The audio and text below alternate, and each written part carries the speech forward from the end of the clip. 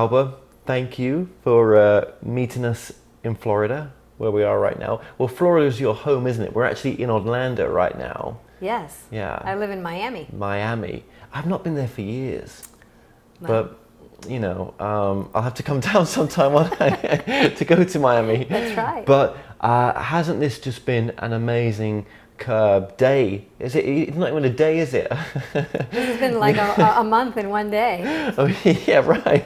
Well, you arrived here last night, 9 o'clock-ish, and we're just sort of wrapping up now at almost 4 o'clock. And I think it's been having my regression with you. That was pretty incredible. Mm-hmm. Thank you for that. Yes. And we just had a lady who channels Seth, Cass, and that's been that was mind blowing. That was. Yes. We could not have planned that. No, and that's how my sessions go sometimes. They're Yeah. very mind blowing. Each one seems to be more mind blowing for me. When I think that has been the most mind blowing session, another one comes up. That's exactly what you said to me. You was like, oh, you wouldn't believe the person I just met and all that. And I was like, well, it sounds interesting when I met you on yesterday evening. And then to have the Seth person there, to do that together, that was pretty incredible. And the energy, you can feel the energy. Is every session different? It must be. Every single session is absolutely unique. It has a different feel to it. I feel it differently, but it's still all love. It's still putting love into it. That's the only constant. Which is what you do. Mm-hmm. You came from a very loving background, though, didn't you? Yes. And I've talked about this briefly to people, but my mother was a very, very, very loving person in that she never said any harsh words. I didn't grow up hearing any arguments within my parents. She always spoke very kindly to me. She would wake up I'd wake up in the morning and she'd, it would be sweet nothings. It's time to wake up, type of things. And that is how I do my sessions. I convey that sweetness to the person because I think we all need that. We all need to be loved. And doing a hypnosis session is you put yourself into a very vulnerable position. And you need someone loving to treat you with love and kindness. You want a mom to tell you it's okay. And that's what my sessions are love. It's all about love. Yeah, and it's about also as well keeping the questionings going as well, the questions going sometimes, because not every session you do. I'm guessing most sessions people have an agenda of why they want to see you, mm-hmm. right? Mm-hmm. But then, for example, the sessions that we did for the documentary, it was kind of, right, let's just go in there and just see what comes through. But you kept the questions and led the questions, and so you didn't lead them, but you kept them going as an interviewer. That's what I'm trying to say. Exactly. An explorer of consciousness. Exactly, and that's what really it's all about. When I first started doing hypnosis, I wasn't very good at the questions because I'm a very private person, and really, I don't want to know about people's lives. It's none of my business. And I really didn't care. But when you put yourself into a hypnotist position now, the questions are everything. How you ask a question is everything.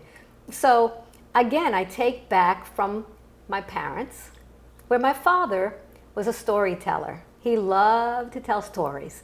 And I would sit there, little tiny toddler, and he would tell me a story, and my question would be, so what happened next? What happened? And he would spin some story and get me all excited. So Daddy, what happened? What happened to that person? And he would tell the story, and I was able to go back into my 2, 3, 4-year-old self and bring back that memory of how you ask questions. So basically, I may have 5 different questions that I asked during my entire hypnosis. Where are you? What happens next? Really, it's the same thing because I'm creating a story in my head. But you do find with different people, it's different information. Absolutely. Absolutely. But for a past life regression, for example, it's really a story.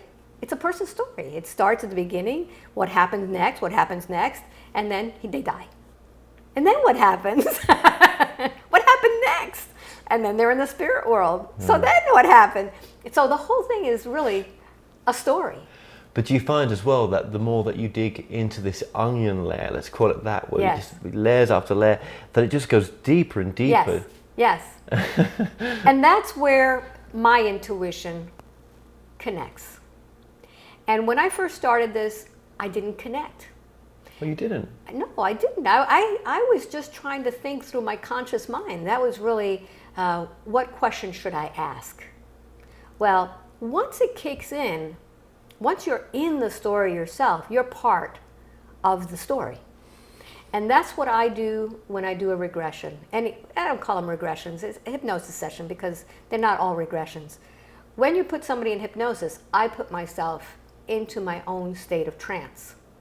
Were you always doing that? Not at the beginning. I didn't know because I was really reading a script at the beginning, and I was more concerned with what I was going to be doing next and if I'm doing it right or wrong. So how did you develop that part of you? Well, I'll start from the beginning. I started hypnosis with QHHT. QHHT, Dolores Cannon, has a script that the practitioners follow. You follow it to the T.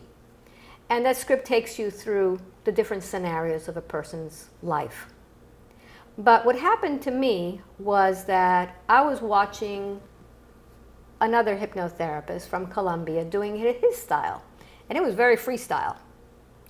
And he was coming across things that weren't part of a script. So now you have to be on your toes. Now you have to be really on your toes. So once you realize that, you have to find a way to bring out those abilities in you.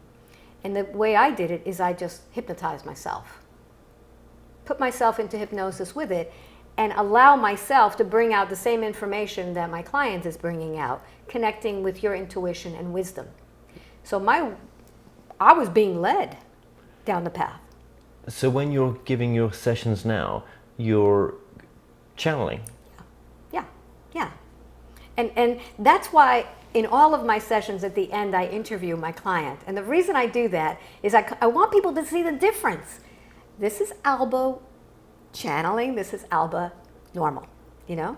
And when I'm channeling, I sound totally different. The cadence in my voice is different. I speak slower. My higher self may kick in. If I start speaking slower, you'll know it's the other part of me. But when I'm actually speaking slower, it's because my higher self has kicked in, and now every word is very definitive. It's very slow. It has a different pace to it. And I'm over here listening, going, wow. How did I go there? Where did that come from? Where'd that come from? Yeah. Oh, wow, the dots are connecting. So I'm actually an observer of my sessions. And now that you're channeling with the questions, in a sense, you're connecting to their higher self as well. I guess so. Yeah. How has that changed the way that people are getting the sessions? What's that done to the sort of flavor of the session as well?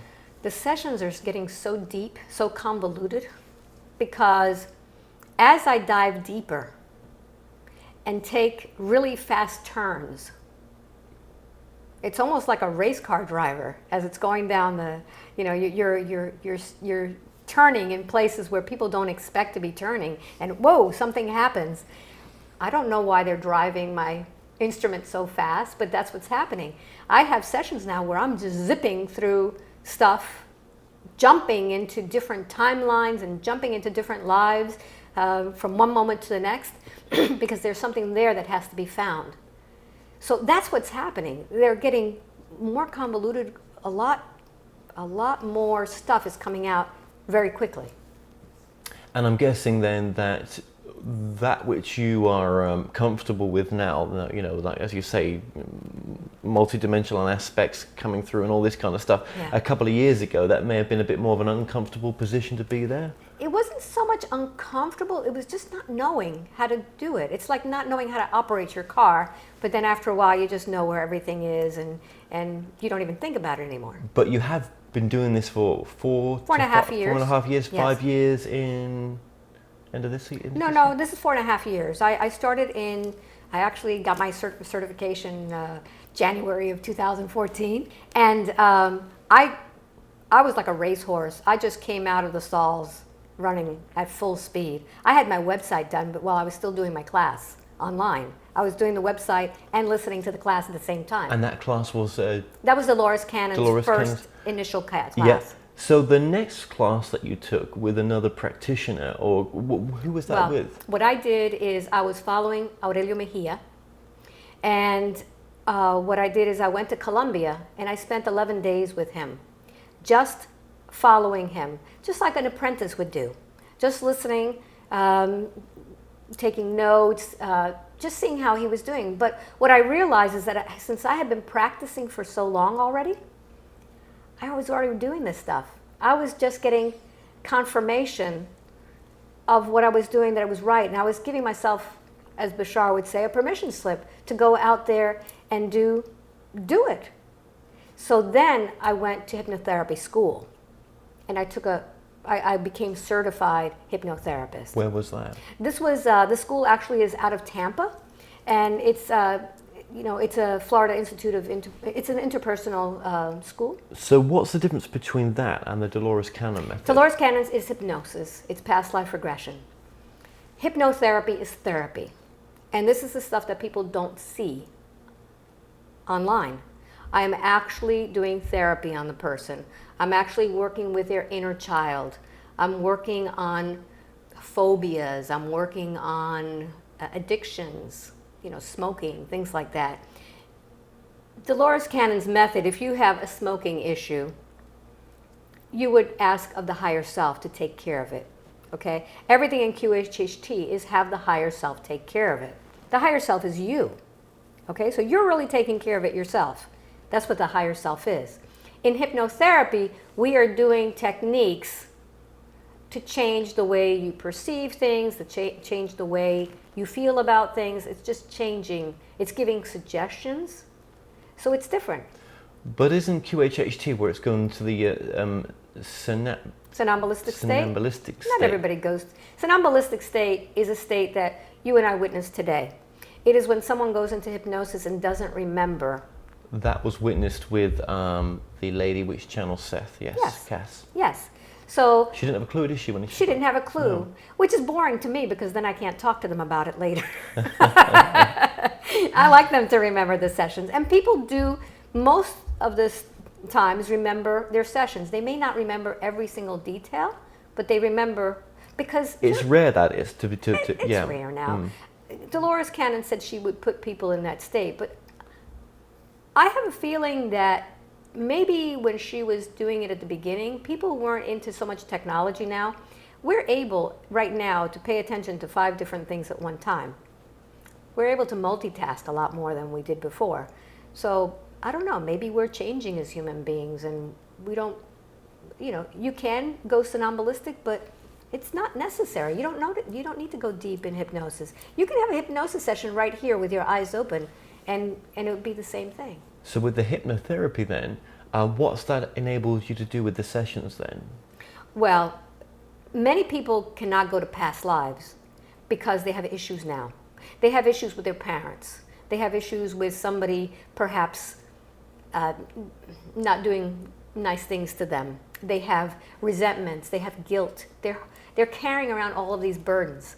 So we have to work on that.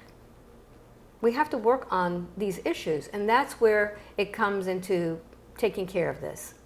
And that's what I do. I do the spiritual journey of forgiveness, which is forgiving yourself, forgiving others for these things that you participated in. Do you think that that sometimes we are opening people to more fear-based stuff at all with some of our work, or do you think your work is pretty much not tied into anything that's fear-based? Just for those that might wonder, that's all. Fear is something of the unknown. For example, if we say, we've got an attachment. Yes. Right. Yes. Is that there? Are we creating that for the patient? Where if the patient's saying, I think I've got an attachment, then of course that's what they're going to have. Well, it's But how they perceive it. did it really exist? Oh, yeah. Well, what was the It's attachment? how they perceived it. Was it negative? You know, sometimes it's not an attachment. Sometimes it's a thought form, which means we create this in our body to create a disease, to create an illness, something like that. So when we, for example, let's say that you have a pain in your knee, it may not be an attachment. It may be something that you want to hold back. You want to hold back on your life, so your knees are a good way to hold you back. So attachments, I treat them with love anyway. You know, whether you are a human being in a body or you are spirit, it's the same thing. So if someone were to walk into your house and start living there, which is like your temple, your body, how would you treat them? Some people would throw them out, but they may just come in through the window because they want to be there. They like being with you. What I do in my sessions, I treat them with love and respect. I find out, well, why are you here? Okay, why are you here? Well, that was my house. And I'm not leaving. And we recently had a situation with a colleague of mine where her mother was really losing her mind because there was an attachment in the house that did not want to leave the house, and she was making the woman crazy. Wow. So we had to find out why she was there. I wasn't the one that participated. Why she was there, and send her home with love. Yeah. Yeah, and that normally works, doesn't it? I mean, Of I've course. always thought if I have an attachment on myself, if I feel like I'm doing something which isn't my behavior, I may just say out loud, oh, if there's any attachments on me, just please go. And normally, most times, that's enough for me to clear anything. Right, but most times it's the vibration. It's a vibrational match. So if you're not feeling well, Yeah. it's going to be a vibrational match. And I've said this story before. I had a situation where my sister had open heart surgery. Right. And I was in the hospital. And because I was so traumatized by seeing what I saw, I felt like I was going to have a heart attack too. Well, she didn't have a heart attack. I just felt like I was having a heart attack. I went home because I didn't want to be in the hospital to have a heart attack, which doesn't make any sense, but it's true. I said, I'll go home and die there. And I ended up going to the clinic, and they took the test twice. There was nothing wrong with me, and I felt like I was going to die that evening. And my guides started telling me, listen to the recording until the spell is broken. And the recording was when I saw myself as a Sasquatch in a past life regression, and I was laughing hysterically for about 4 minutes on the tape. So they said, start listening. And what it did is it broke the spell. I felt great, you know? I was laughing. So the entity, it didn't match the frequency. Yeah, and again, just going back to everything you've done in your life as well, has led you to where you are now. Nothing was wasted. Your skills from when you had your previous job in telecommunications, Yes. to everything else that you've been through, you know, even all the love that you got shown in your childhood, right? It's everything we do, isn't it? It's all at one point will come to fruition. We do things for a reason. Yeah, it's cumulative. I mean, Cumulative, yeah. it really is. When you look back at your life, and this is why I like being the age that I am now, because I could look back so many decades and I say, wow, you know, how smart was that I picked up that skill, because now I'm using that skill. Yeah. And yeah, everything I've done has led me to where I am now.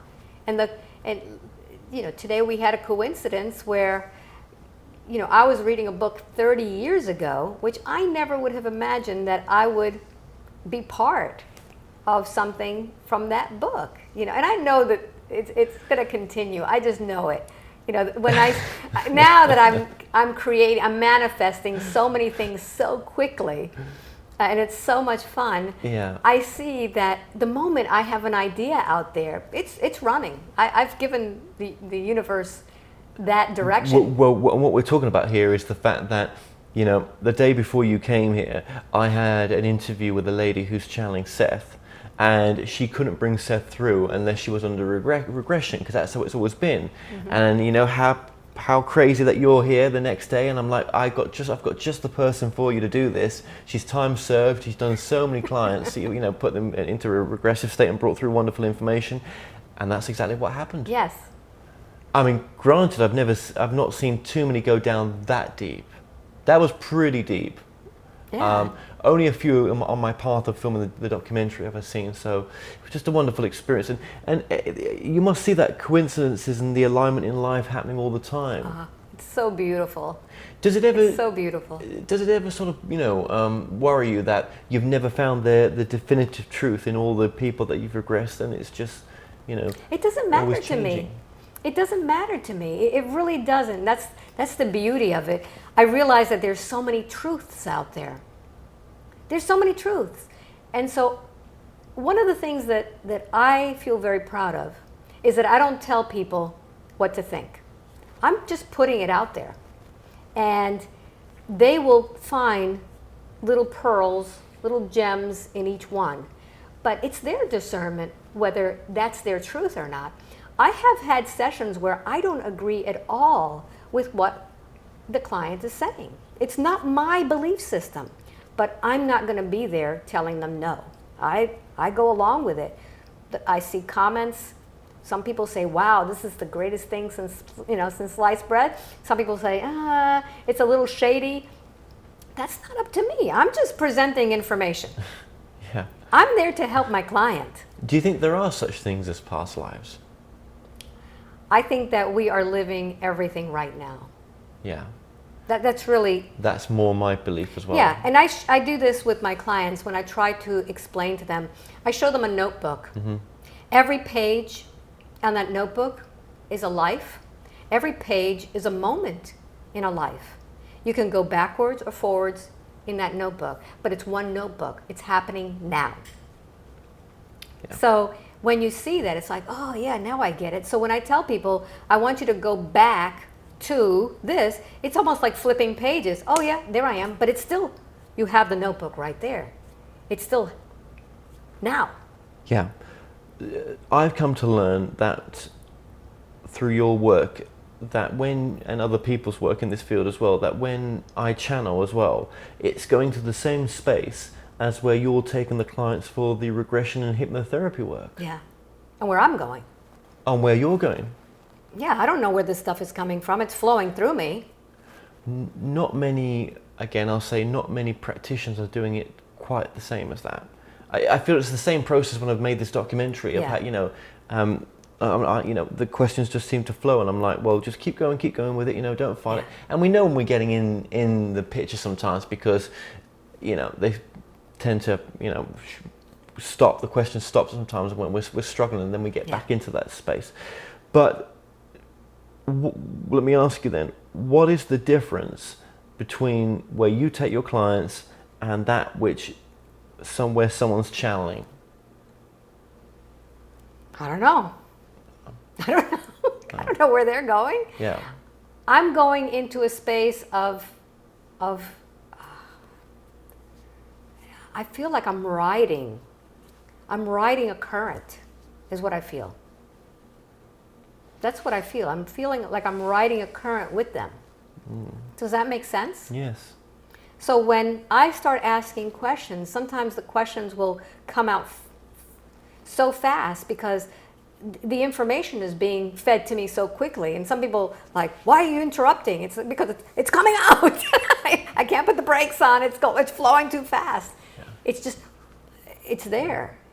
And I don't know where it's coming, but the next thought is there as to, okay, where we're going with this now. But your work and your YouTube channel, which is one of your main platforms as well, has opened up so many people. Your videos are getting some very large views for this work. Yes. Yeah, some people are replacing TV with my channel because it allows them to go to sleep at night. They feel comforted with the voice. They go to work listening to them because it helps them with traffic. But it's also helping them to know that they're more than their body. Yes, yes. It's waking them up to more, I guess, realities, to more than what there is. And these people are from all over the world with different languages.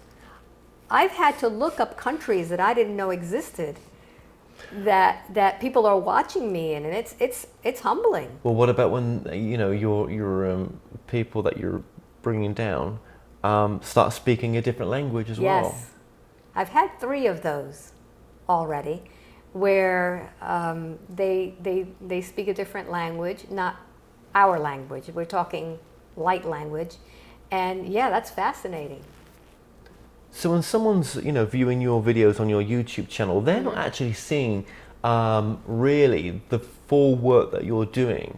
You're not. We watch the regressions, but there's big parts and chunks that aren't shown of your work. No, and those are. I spend about 90 minutes speaking with the person before they even go into a session. First, I want to know about them, because something will come up in the session that I need to know about. They may have had a great love for their grandmother, and she died when they were 6 years old, and they may tell me, this is my grandmother, I really miss her. And that grandmother may come up as part of the healing of that emotion that they need to take care of. So I go through that, I go through the people, and this is something that all hypnotherapists need to do. They need to know the client. But then I spend a very big chunk of time explaining hypnosis to people, because most people have never been hypnotized and they don't realize what hypnosis is. So I explain in depth what hypnosis is and is not, so that they can feel comfortable understanding that in hypnosis it's going to feel like you're daydreaming. You're not going to feel like you're sleeping. We have very few people that wake up from a hypnotic state and not remember anything. So I explain to them that. And then we go into inductions. And inductions are what hypnotherapists use to bring that state on. We need to get you need to get them into that altered state. But do you think the people coming on for the videos that want to be recorded, do you think they are some of them, it's compared to other information that's coming through for you, it's the kind of regular kind of information, in a sense. It's not always very it's their higher self coming through more than it would be, deeper information that could be available had they not gone on camera? No. Everybody goes on camera with me. Oh, is that right? Everybody goes on camera. Every single session is recorded digitally and with camera. That's for them. These recordings are for them, okay? Now, I tell my clients, most of my sessions are not on YouTube because they're personal. Or they could have a very important position that you don't put this out there. They could work for the government, they could be teachers, they could be ministers, they could be famous people that have a different life that you don't want, or very important jobs that manage a lot of people and would hurt their reputation if somebody sees this. So most of them do not go out there. It doesn't mean that they're less mind-blowing.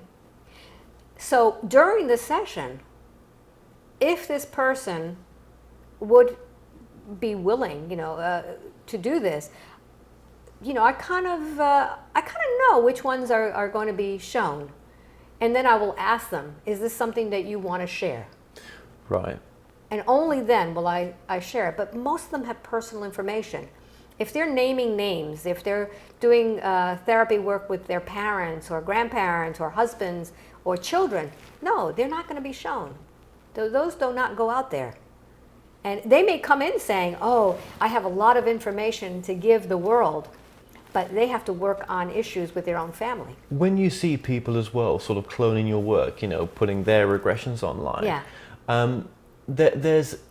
there must be a difference that everyone's got to offer people, and you and others are not the same. When someone sees a working formula, they want to say, well, I could like a vlogger in it, I can do that. Yeah. But unless you've got the passion, and one thing that you've got is you're a very loving person, and I don't think that not everybody has that same perspective.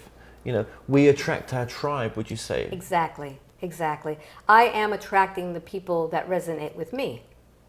Now, there are many practitioners that other people resonate with that wouldn't have anything to do with me. They feel very drawn to a different type of practitioner. That's fine. You know, there's enough to go out there, to go around. So I would say if someone feels that they can't have a session with me, but they're drawn to somebody else, do it. Yeah. It'll be a different experience, but every one of my sessions are different anyway. And you don't have a waiting list, do you? You have a newsletter. So whoever gets the newsletter, yes, in there is the chance to sign up. Yes. I have for a session. I have spent years trying to figure out the best way to do this, and it's just impossible. My list keeps growing, hundreds at a time, more and more and more, all around the world, who want a session, and I cannot have a waiting list because I leave it up to the divine to send me the ones that are supposed to be here. You know, if they're supposed to see me, they will. But if I was to say to you, what is channeling? What is channeling to you? I would say tapping into that wisdom. You know, we had a session today, and there is wisdom out there that we tap into. And I think tapping into that wisdom is bringing forth that wisdom. And everybody channels. Everybody channels. Yeah. Some people channel more than others, but when I have a client in front of me and they say, well, what if I can't bring forward my higher self? I say, your higher self is you. It's you. You're bringing forth you. And when you give advice to other people, you're channeling your higher self. And I think as well, for some people, they don't realize just how deep they've gone in a regression. Mm-hmm. You know, until they come, you sort of bring them out of the regression, then they realize just how, you know, down they were in it, if that's the right word for it, but how there was something else coming through. Yeah, yeah. Because it sounds natural. Because your higher self sounds natural to you. Because you've been channeling your higher self all your life. The higher self is that part of your intuition that you tap into. Mm. So if you're giving a coworker or somebody on the street advice, all of a sudden these words of wisdom just flow through you. And you step back and you go, where did that come from? Where did those words come from? I don't even know about that subject, and all of a sudden I'm talking like an expert. That's channeling. Yeah. But we are so caught up in our minds, I think, that it doesn't, we don't allow it to come out. And that's why the meditation is so important. When people start doing practices of meditation, to quiet all that. Is that something you promote? Is it meditation? That's what everybody who comes to me promotes. No, I'm not. I don't practice what I preach. I'm as bad as everybody else. I'm not okay. No. I consider my hypnosis sessions my meditation. So that's when I consider my meditations. Oh, I see. That's pretty beautiful. Yes, and you saw that today. I did. Mm-hmm. I did. I got to. I mean, my regression with yourself, that was very interesting. Yeah. You know, seeing what potentials lie out there for me for future work, seeing my connection with my team as into what I'm doing this work for. Mm-hmm. There was a lot of things that were said. There was a lot of questions you asked as well. It was absolutely fascinating, and I would definitely be doing that again. But I think you've got to have a reason to want to do it as well. I mean, curiosity is okay, but I mean, most times, people coming to you, like I've said before in this interview, that people have got something they want to heal. Yeah. A deep wound somewhere. Yeah. And sometimes people are brought to you and I guess they don't know, they say to themselves, I don't know why I'm here. Right. Yeah. And it comes out. But it does. It comes out. Yeah. I mean, I don't know what's going to happen. And the funny thing about this, Kevin, is that if I would have been told that I was going to be doing this in the future, my past self, I would have told them they were smoking something, because I'm the last person you would think would be doing this, because I've always been very, very, well, I still am. I'm very introverted. I'm not I'm really good one-on-one, but I tend to be on my own. I like to be on my own. But this thing of going to new places with these people, every time I have a session, it's like I'm strapping on my seatbelt and I'm going into some weird world. And I always wanted to be in control. I always want to know what I'm doing. And this takes me so much out of my comfort zone. When I first started doing this, it was hard. I would stretch out our conversation with my clients just so that I wouldn't have to do this session, even though I had to. But I was always like dreading the hypnosis part because I knew I would have to go to places that were unfamiliar.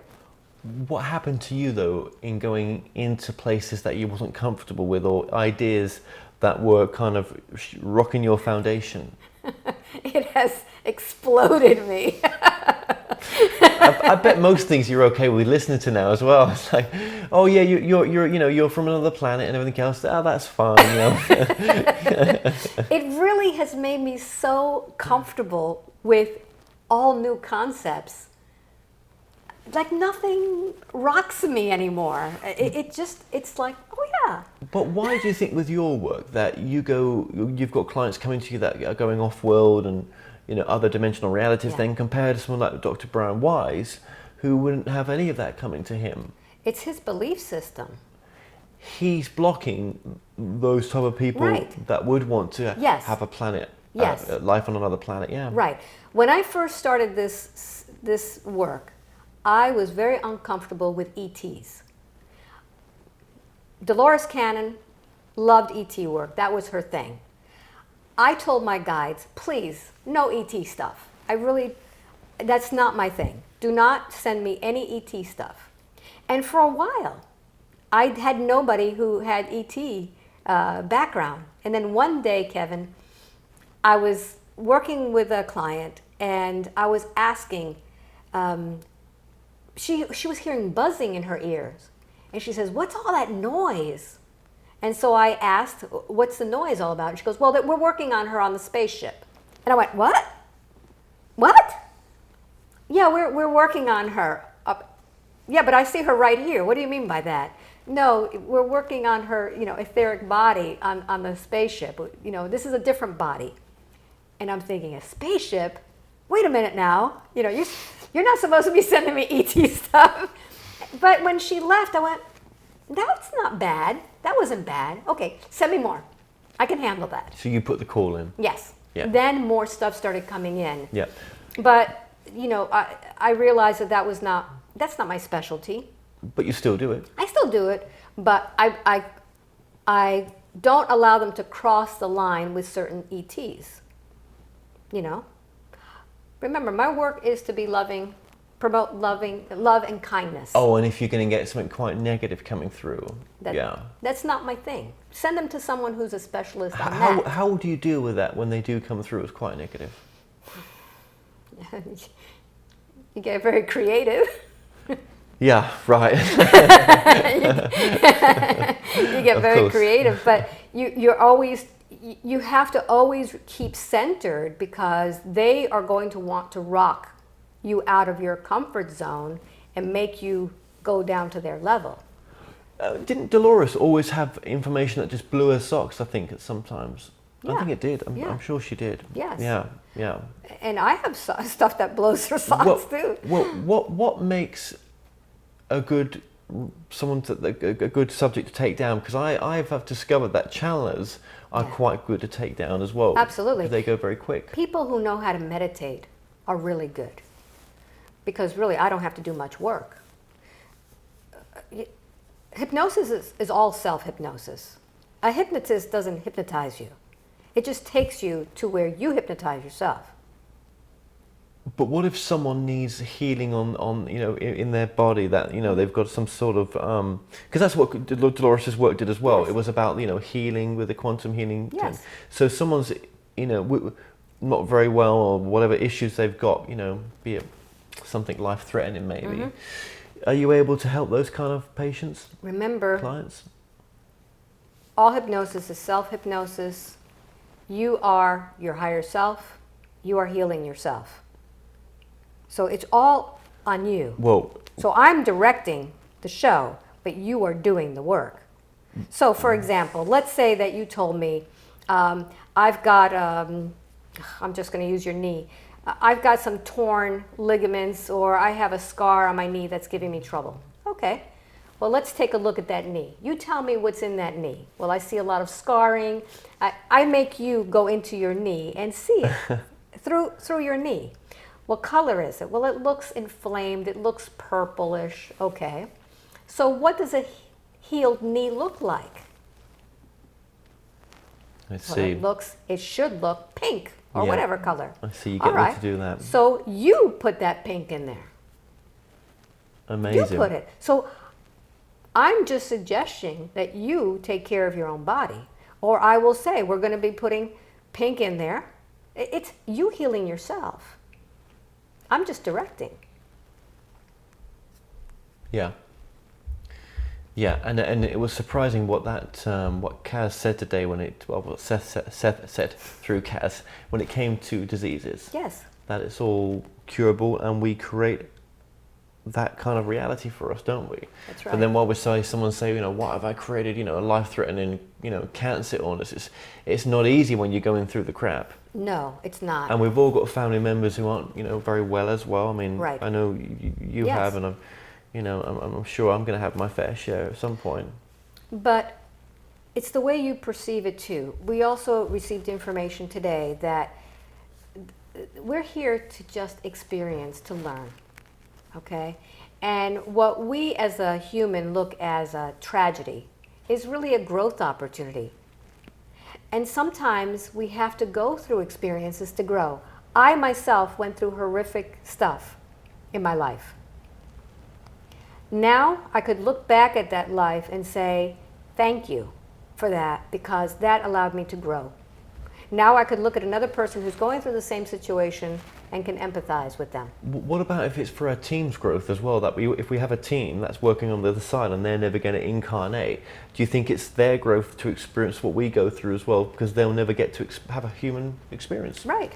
We're connected. Yeah. Yeah. I mean, that's what one of the channelers told me, that channeled some of the books for Dolores Cannon, that, there's a guy called Phil, and I got to ask this guy, and I said, well, why has Phil got cancer? And the guy said, well, Phil's got cancer because his team get to experience cancer as well. Well, Yeah. how about us? Yeah. It's always about you.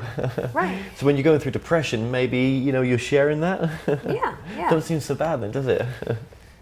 Yeah, and I've had sessions where we talk about the source of all. And the source is really experiencing everything through us.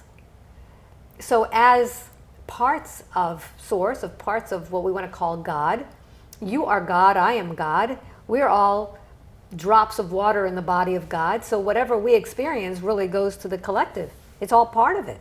So everybody grows by everybody's experience. The good, bad, and the. Yeah. I think when you first started this journey, I think I remember you saying to me you wanted to be the best. Yes. You wanted the best for yourself with Yes. this. And has it not provided that? Has it surely not provided that from God?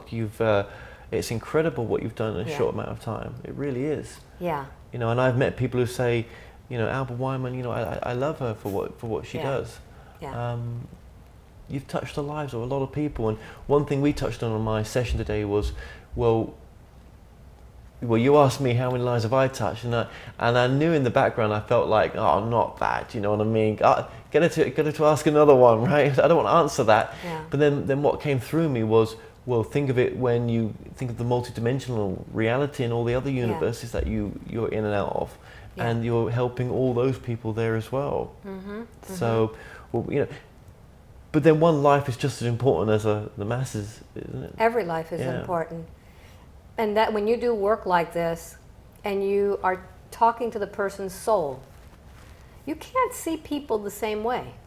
You can't, because you realize that we're all playing different roles. So if you see a homeless person sitting on the corner, you realize this person could have been a king of England in another aspect of him, but he's living this right now for a reason. So you can't really judge anymore. I've had to really change the way I see people. and I connect more with people because I'm connecting soul to soul. Right, yes. Okay. Yeah, this is the difference in your work, isn't it? Yeah, you're connecting with the soul, you're not connecting with the person. Yeah. And why I'm doing the work now is much different than what I was doing before. Because, for example, when I first started, I was putting the videos out pretty much like a video resume. You know, this is what a hypnosis session could look like. I was just putting it out there just to show people. I wasn't very good at it. My first videos aren't very good. I didn't ask the best questions because I was learning. But it wasn't about, look at me. You know, it wasn't about that. It was, this is what you can expect a session to be with me. This is what it looks like. But now I realize that the videos are for a different purpose. Oh, yeah. Okay? And it's really to promote, for awakening and to promote love and kindness. That's really the whole thing. You do everything with love and kindness. But do you think people find it quite viewable because they say to themselves, well, this is coming from that person. No one's telling that person what to think or do. This is coming from them. And that's why I would like a reading, because this will come from me rather than a psychic or channeler. Yeah, when you're getting a reading from somebody else, it's coming from their mouth. But when you're experiencing it, when you're seeing it in your mind's eye, and when it's coming out of your mouth, it's very, very different. You have to take ownership for that. Where you can go to a reader and go, yeah, well, maybe it won't. Maybe that's not true. Well, you can still say the same from your hypnosis too. Most people do. And even if the person wasn't bringing through what they thought it was, because what came through Seth today was that, which was interesting really, which was, you know, these past lives aren't even what you think they are. Right.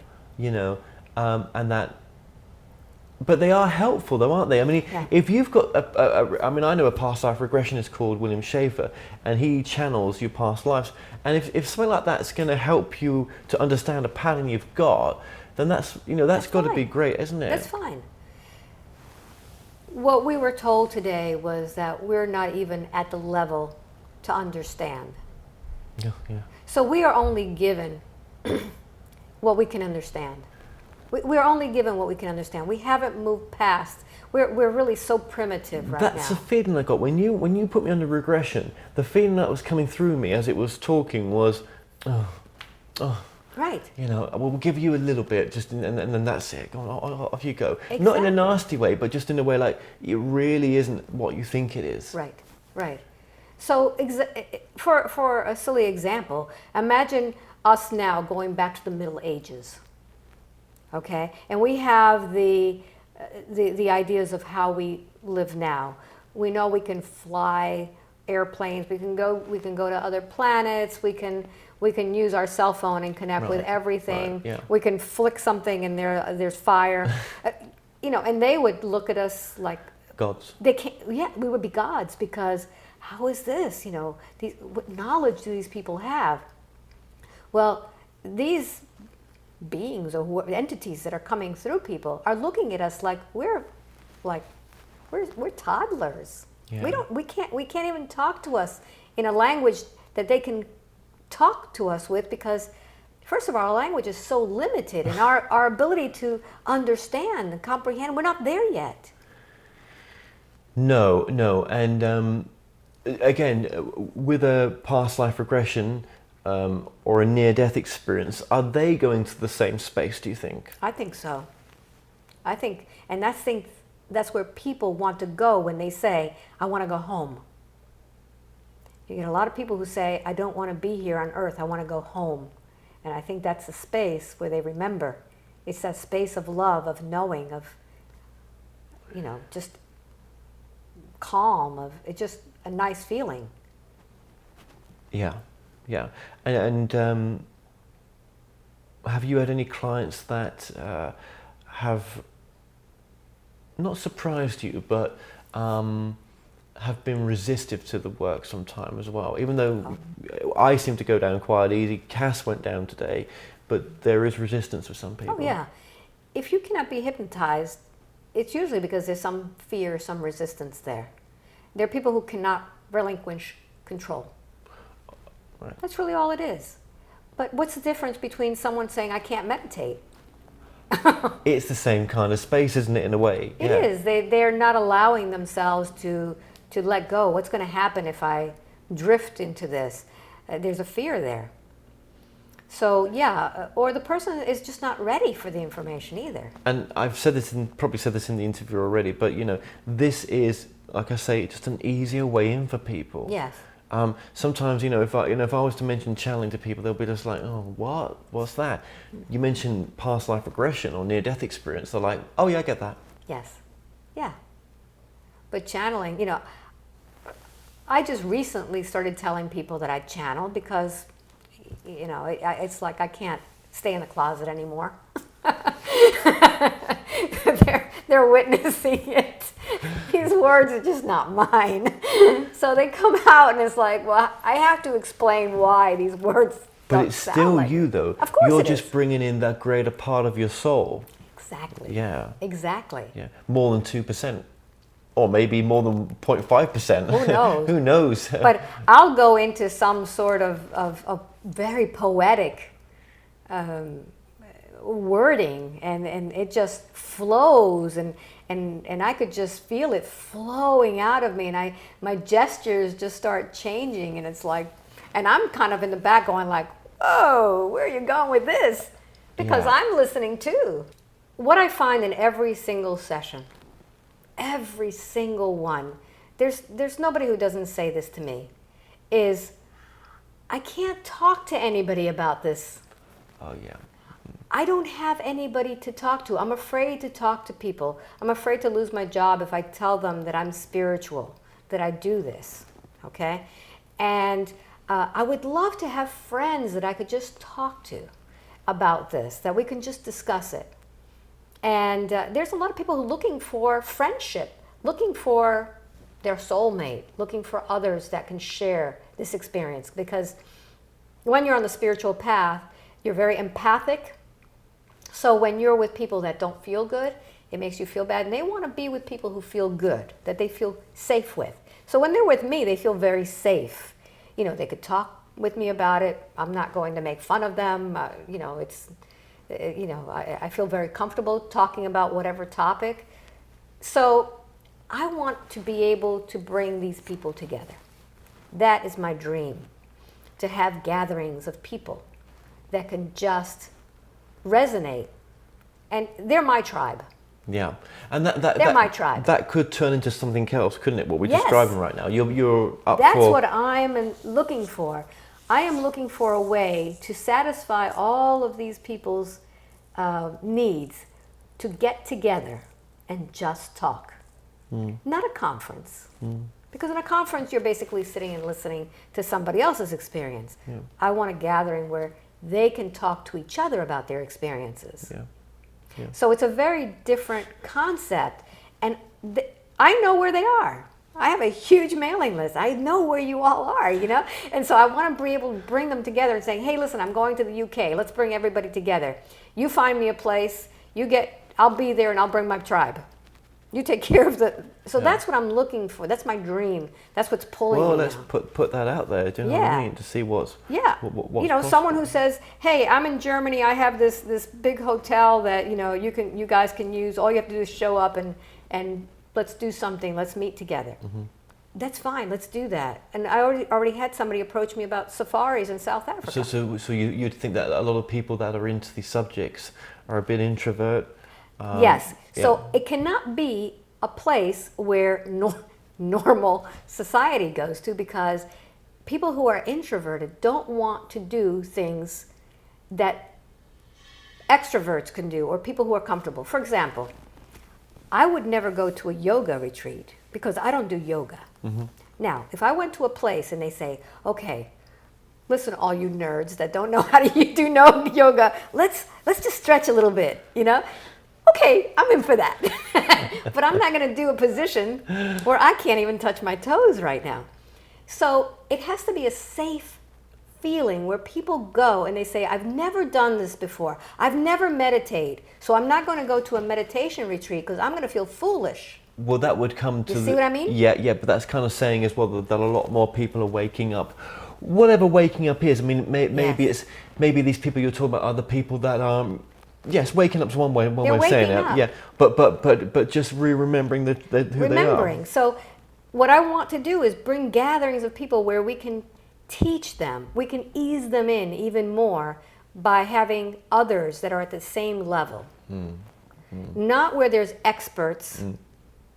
And I guess sometimes you don't get the feeling of it? Yeah, I do, but you don't get to have that issue, do you? Because you're always around kind of like-minded people, because you're always around the Yes. clients to take them, to do Yes. this work. You're always speaking to their higher self. You're Yes. always connected. Yes, yes. So your experience is a little bit different, isn't it? But I see how they have a need. Yes. Please teach me. Please teach me about crystals. Please teach me how to meditate. Please teach me how I could take care of my body. But I don't want to go in a place where everybody knows how to do it already. You see the difference? Yeah, right, okay. Because these people are afraid. This is new. Of course. And you take all of these introverted people, Yeah. and that's my dream. So is to do something like this. So that's part of your evolution of your Yes, work. yes. But do you see? I guess you'd always see that you're gonna, never any day is gonna be the same. Yes. And you're always gonna be evolving, even the information coming through. So Yes. And your way of, rather than doing a book, I guess, is document it on your YouTube channel. Yeah, I don't talk about my work because everybody is so different, and my opinion of something that just happened may not be the interpretation that somebody else gets. Right. And another thing is that I really don't remember my sessions. Okay? What happened this morning with you and me, I don't remember. I'd have to see the recording to remember it. I do not remember what happened. So I'm not going to be telling anybody, this is what happened in the session with Kevin. I don't remember. Yeah. How has your family taken the work? That's one question I wanted to ask you before we finish this as well. They're all weird too. Oh, that's great. So they're all really into the work. Yes. Oh, that's beautiful. No, they don't watch. They don't watch my videos, but they keep abreast and just to watch. Yeah, they understand me. They don't get involved with me. They understand me. They honor what I do, but we really don't have conversations about it. I'm their family member. I'm not a hypnotist in the family.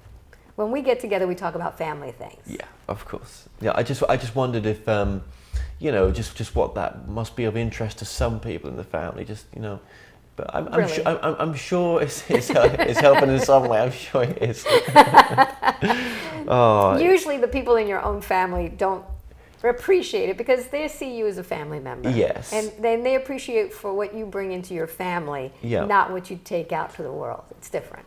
What is an important message you could give to us right now? I think the most important message is always love and kindness. Really. That can change the world.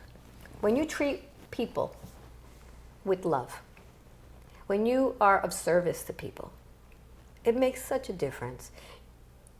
Everybody's struggling. And just opening the door for someone could be a really big deal for somebody. Just get back to the basics of helping each other, honoring each other. That's the bottom line. And is that the transformation you found in yourself throughout this work? That the way that when issues come up in your life now, you deal with them a little bit differently? Yeah, yeah. Because, first of all, I'm manifesting like crazy now. So everything's just flowing so beautifully because I'm in the flow. I'm allowing myself to not be such a control freak like I was before. Although today I was kind of pushing you around. I don't know what you mean. Although I was telling you to do things. No, I was cool with that though. But, like I had technical issues today with my computer. Yes, you did. And I was like, okay, it's not for me. Surrender. I surrender. But it all worked out. It did work out. And these are little pop quizzes that my guides give me, or I give myself, who knows, where situations come up and you have to go with it because usually it will come out better if you let go. Isn't that the case? Yes, that's the case. Yeah. And this is something that you, even as an example, you've learned, you've seen that today, and I've seen it with you as well. And I would say that, I'm honored to have you back on and speak to you in person. Yeah. I'm so glad you were able to help Kaz come through and bring Seth through, which will be brought onto my main channel and your channel not too long. And just thank you for what you're doing as well. I think it's fantastic, and you've touched a lot of lives. Well, hopefully it's a domino effect. That's my desire, is for whatever they're feeling to continue rolling. And I think about the picture I'm getting now is in a stadium when people do the wave. Okay, that is what I would love to see as this work goes out. More people doing the wave and allowing this stuff to just flow more and more and more until we have the entire planet waving, as it's waking up and just flowing. That would be beautiful. Yeah, because even as Seth said today, that this warlike mentality, it's not going to continue forever. No, that's really mind-blowing work. I try not to think about this stuff. I just let it flow out. But yes. This, this is what your work's doing. So thank you for an amazing less than 24 hours in your life. It was pretty amazing, and just thank you for joining us. Thank you very much. I'm honored too. Me too. Thank you.